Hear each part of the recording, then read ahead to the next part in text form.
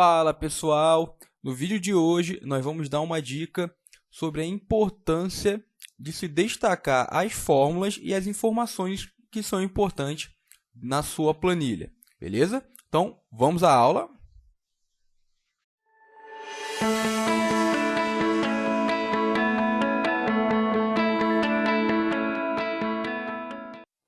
Pessoal, temos aqui uma planilha de controle de PIS e COFINS. O pessoal do fiscal aí vai se identificar, né? A maioria quem é do setor fiscal utiliza uma planilha parecida com essa.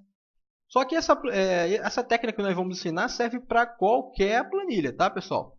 Só como exemplo aí que pegamos essa do controle de PIS e COFINS.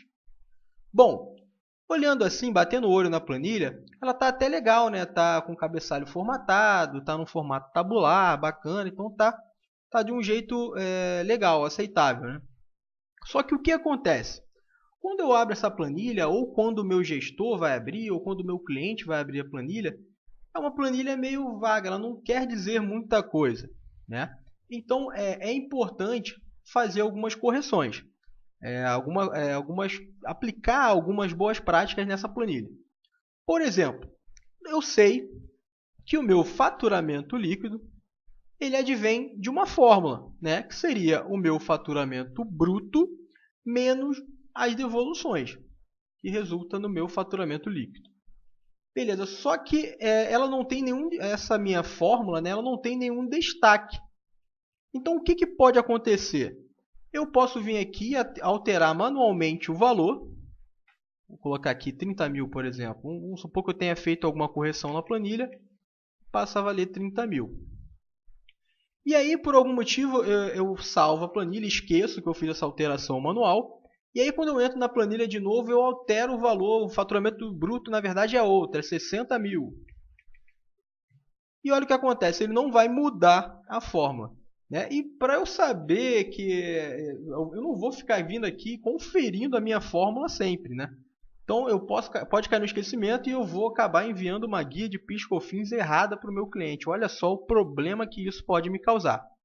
Então, é importantíssimo destacar tudo que for fórmula na sua planilha, ok? Para não correr esse risco, para não ter esse problema. Então, quando eu abrir a minha planilha, eu vou bater o olho que aquelas informações estão com um formato diferente e vai chamar minha atenção, né? Então, eu não vou fazer alterações naquela informação.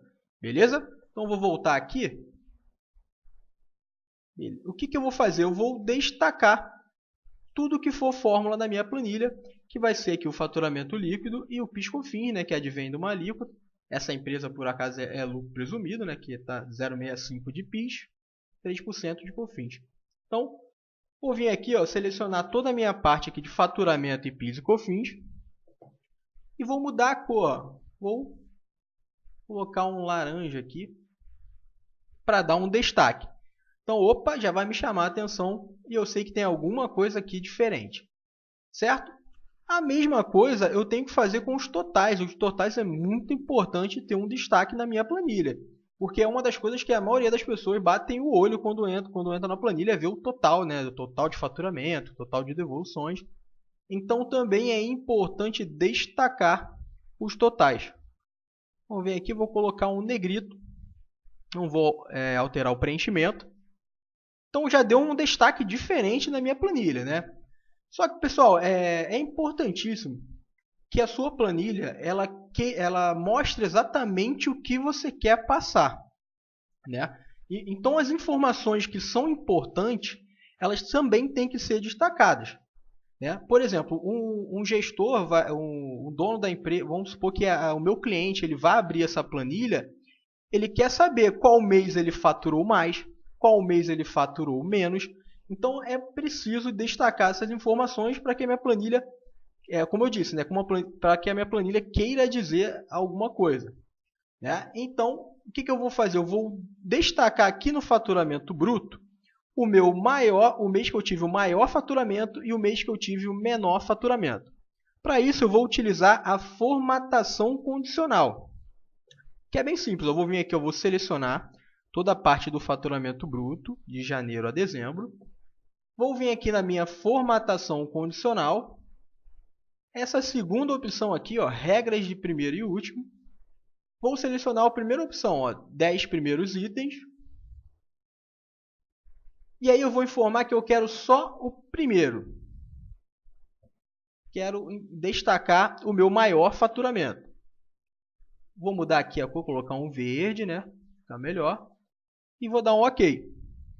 Aí, olha o que ele faz. Ele já destaca para mim onde eu tive o maior faturamento naquele período, né? Então, quando eu abro a planilha, eu já vejo de destaque onde eu tive o maior faturamento. A mesma coisa eu vou fazer para o pior faturamento. Então, vou vir aqui novamente na formatação condicional, regras de primeiro e último. Vou vir aqui, ó, 10 últimos itens. Vou selecionar apenas o último item, que é o primeiro. E o preenchimento eu vou deixar aqui vermelho claro e vermelho escuro mesmo. E dar um OK. Então, olha só a diferença da minha planilha. Quando o meu cliente abrir a planilha, ele já sabe qual mês ele faturou mais, qual mês ele faturou menos, aonde tem fórmula e os totais está bem destacado, está bem visível aí para ele conseguir identificar. Então, já muda o panorama da minha planilha. Outra coisa que é importante, uma coisa legal da formatação condicional. Eu tenho como criar uma barra de dados para que o meu cliente consiga identificar o crescimento que teve em cada mês, qual mês foi melhor, qual mês foi mais ou menos, qual mês foi pior. Então, o que eu vou fazer? Eu vou vir aqui no faturamento líquido, vou selecionar toda essa área, o total também. Vou vir aqui em formatação condicional e eu tenho a opção aqui, ó, barra de dados. Vou colocar esse azulzinho mesmo, que ele dá um efeito bem legal. Ó. Então, ó, na barra de dados eu já consigo ver, ó, dezembro e novembro eu tive um faturamento líquido legal, quase que equivalente. No mês de setembro eu tive um mais ou menos, mês de agosto também.